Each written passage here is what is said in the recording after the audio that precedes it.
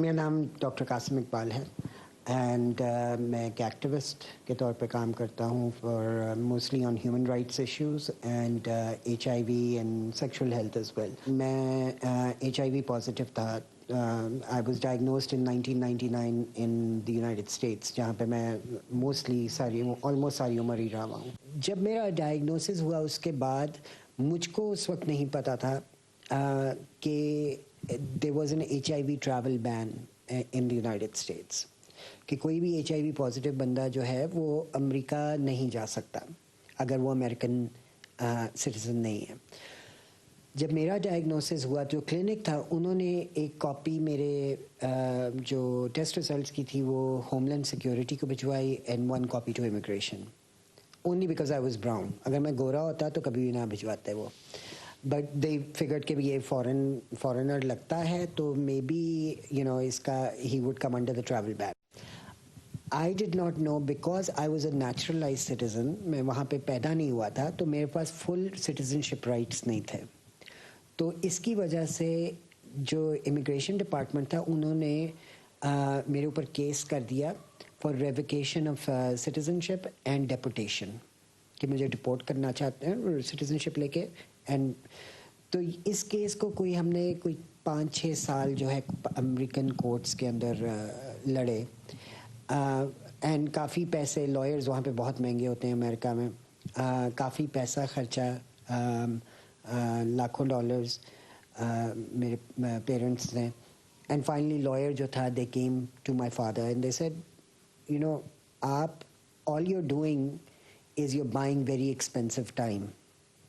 ये आप जो पैसे लीगल फीस के ऊपर खर्च रहे हैं, कोर्ट कॉस्ट्स पे खर्च रहे हैं, this is only buying you time, nothing else. Because कानून ये है इवेंचुअली आपका बेटा जो है ये डिपोर्ट होएगा, तो it's up to him to decide कि अगर वो डिपोर्ट होना चाहता है या फिर वो इस चीज़ को ख़त्म करना चाहता है और अपना पासपोर्ट सरेंडर करके मुल्क से खुद ही बाहर चला जाए।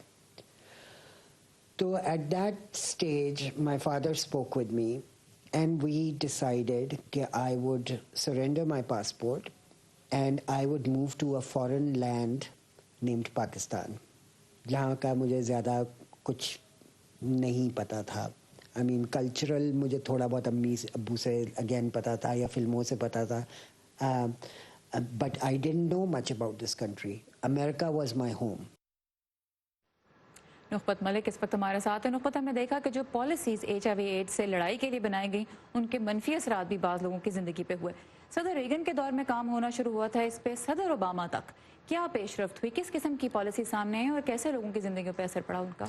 जी सारा, आपने एक सही कहा। सदर रेगन वो सदर थे जिनके ज़माने में इस अमेरिका में इस मर्ज़ की पहली बार तशख़ीस हुई थी, लेकिन उन पर तनकीद भी की जाती है कि फ़र्स्ट उन्होंने इस हकीकत को मानने से इनकार किया, लेकिन उसके बाद फिर 1987 में उन्होंने एक पहला सदारती खिताब किया इस मर्ज़ से मुतल्लिक़, जिसमें उन्होंने इस सफरी बैन को जो है वो लागू कर दिया। लेकिन उसके बाद इस पर ज़्यादा उस वक्त तो काम नहीं हुआ, लेकिन उसके बाद जब जॉर्ज बुश जो है वो उन्होंने जो संभाली सदारत, तो उन्होंने एक जो है वो एक ऐसा कानून मुल्क में पास किया जिसके तहत उन्होंने थोड़ी बहुत तहकीक और ट्रेनिंग जो है वो क्लिनिक्स में वो डॉक्टर्स को पहुंचानी शुरू की। उस कानून के तहत कुछ फंडिंग जो है वो दी गई अमेरिका में कुछ डॉक्टर्स को, जिससे तहकीक आहिस्ता आहिस्ता शुरू हुई।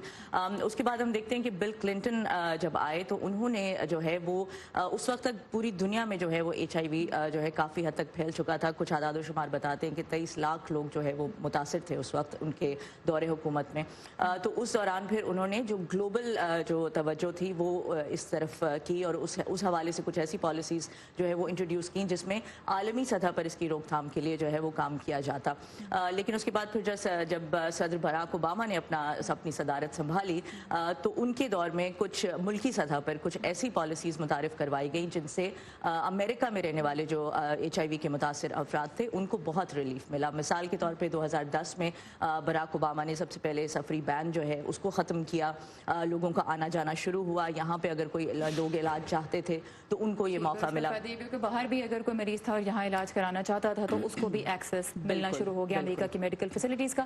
اب یہ بتائیے صدر ٹرمپ نے اس سال ایک نئے پلان کا اعلان کیا، اس کے بارے میں مختصراً ہمارے ویورز کو بتائیے۔ جی، اس سال اسٹیٹ آف دی یونین میں اپنے خطاب کے دوران انہوں نے ایک میجر پلان جو ہے وہ انٹروڈیوس کرایا، جس میں ان کا کہنا ہے کہ وہ چاہتے ہیں کہ 2030 تک جو ہے وہ امریکہ میں مکمل طور پہ جو ہے HIV جو ہے وہ ختم ہو جائے، لیکن اس پلان کو جو ہے وہ ایک بڑے پیمانے پہ تشکیل دیا گیا ہے، اس کو 3 فیزز میں 3 مرحلوں میں بانٹا گیا ہے، اور اس حوالے سے انہوں نے اپنے خطاب میں یہ کہا کہ 5 سال میں انہوں نے یہ دعویٰ کیا کہ آئندہ 5 سال میں 75% جو ہے اس مرض کا خاتمہ ملک سے ہو جائے گا، اور اس کے بعد 2030 تک مکمل طور پہ امریکہ سے جو ہے وہ HIV کا تدارک جو ہے وہ ممکن ہو سکے گا۔ پولیٹیکل سطح پہ ہم دیکھ رہے ہیں کہ ایسی پالیسی سازی کی جا رہی ہے، اب ساتھ ساتھ اگر میڈیکل سائنس کے ایڈوانسز بھی جاری رہیں تو بہت حد تک امریکہ میں اس پہ قابو پانا ممکن ہوگا، پھر وہی لیسنز ہیں جو دنیا کے دوسرے ملکوں میں بھی اپلائی ہو سکیں گے۔ نخبت ملک ہمارے ساتھ ہی، thank you very much Nukhbat. Thank you.